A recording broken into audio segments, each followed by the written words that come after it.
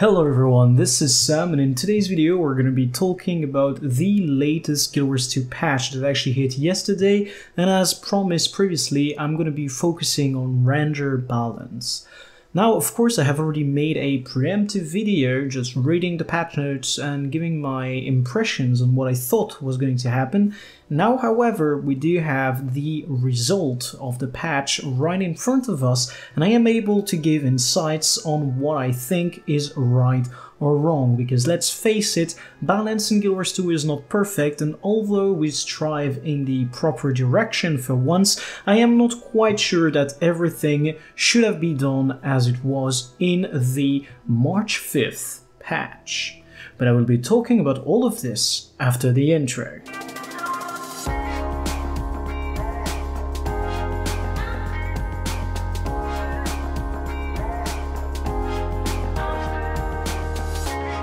The best way for us to approach the balance patch would be to have a look at the Guild Wars 2 wiki, because they have a page that is rather good for visual people like most of us, since we play an MMORPG on PC and not a text-based RPG. So we'll be heading on to the Firefox page for the March 5th patch. Now we're into the Ranger subsection, and I'm gonna be skimming over every single one of the changes that I feel is relevant. So first of all, the stances. Even though I believe that this was a long-awaited change, it has only a small impact in PvP. I believe that soulbeast is still very strong in the position that it occupies, and that it still has its full arsenal of damage mitigation and evasion to prevent being completely snared onto a point or dunked on by more DPS-able classes. Now, the main part of the video is going to be the focus on the Ranger Spirit and how they were changed, and how this has an impact on Druid gameplay mostly, especially for pickup groups in raids and fractals.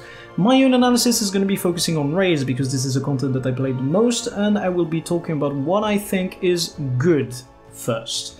So, this patch focused on a change to Ranger Spirits in order to promote active gameplay, and we could even say proactive gameplay.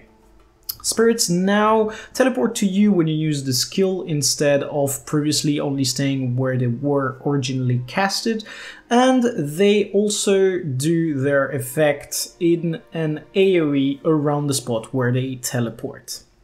Now we can also add that Nature's Vengeance, the Ranger/Druid trait that changes the effect on the spirits, has been modified. Previously it would pulse a boon based on which spirit you had on, and now you get that boon when you use the spirit skill. As I said, active gameplay, maybe even proactive, because if you want a specific boon, you'll have to cast it and then hope that a chrono will be SOIing it onto the rest of the squad, because these spirits do not pulse the boons anymore. This also means that you cannot stack some boons anymore. For instance, people used to have Spirit of Nature stacking stability for them at Matthias and Ken.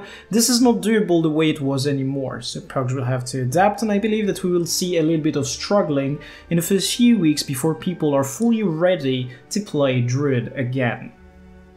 Now, this change is, in my opinion, very good. We finally have a resemblance of a skill flaw on Druid, which is something that used to be removed with every second patch by Aaron and Ed. Druid went from being a class that actually required quite a bit of effort, for example in upkeeping Grace of the Land stacks, to a class that actually requires little to no effort, where you just put spirits down and go into Avatar whenever you can in order to keep up the night. That's how it was, and right now a little bit more effort is going to be needed. For instance, quick drawing your Warhorn 5 to make sure that you have your Fury on region uptime, and making sure that you use the proper spirits in the proper encounter and use their skills at the right moment in order to upkeep the boons that they're supposed to give. Now, in my opinion, this is a success of a patch. And despite the issue with the Spirit of Nature being gutted, overall, my feelings are positive on this patch. Now, I would be looking at Ambitious Tree and Bonfire. While these two were changed, I do not think that this means that Condi Soulbeast is gonna be back anytime soon. Of course, it is a very easy rotation, at least in my opinion. And that means that if you're struggling with Renegade or Mirage, it could be a good way for you to get some easy damage going. Now, this is by any mean no certainty, and I haven't benched anything. I'm just saying this change has a minimal yet positive impact on Condi Soulbeast damage. This concludes my analysis of what has happened to Ranger, and what we could do is have a look at how the skills now interact in the game, so that you could see for yourself what I mean with the spirits needing active gameplay.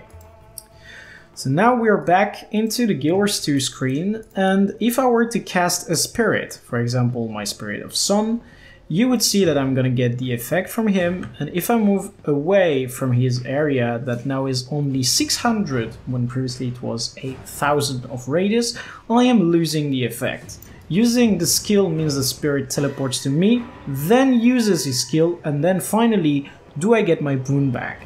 So if you want a boon from your spirit and are outside of his zone and need to cast the skill, you need to take into account that window time. So that's what I meant by rather proactive gameplay on Druid, and the best example to show it would be this. Let's imagine that there is an attack coming towards me and that I wish to have stability to prevent the crowd control effect that comes with it. So I'm casting it, then I wait for him to teleport and to use his skill for me to get the stability. So there is quite a bit of time before the boon actually makes it through. Druids will have to pay a lot of attention in encounters, and hopefully this is not going to be too hard on them, especially on the casual Sunday Druids. Now, if I wanted to make a final point about the patch, the Banner of Discipline change does have an impact on us, but you can mitigate it by going for some assassin pieces on Power Soulbeast, by swapping your food to, for instance, the bowl of curry butternut squash soup.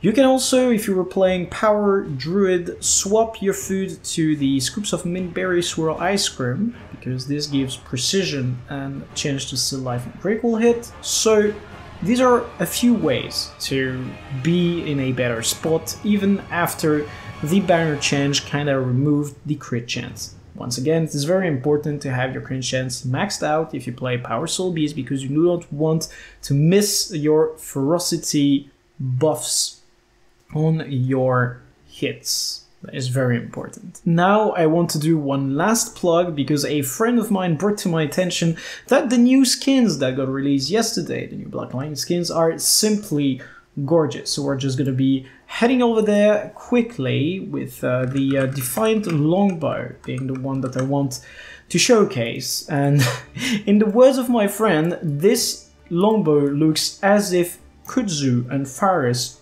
had sex. And I must agree, it is gorgeous. So if you guys are in the hunt for a good longbow skin, this definitely should be a good option. Now, this is going to be the end of this video, and I wish to thank you, the viewer, for being who you are. Thanks for watching the video. Thanks if you're part of the people who like, comment, and repost. Thanks for that, and thanks you even more if you are one of my wonderful Patreons, the people who've been supporting this channel even during the content droughts. I love you guys. And now, I wish every single one of you a lot of fun playing Druid and to get your kills.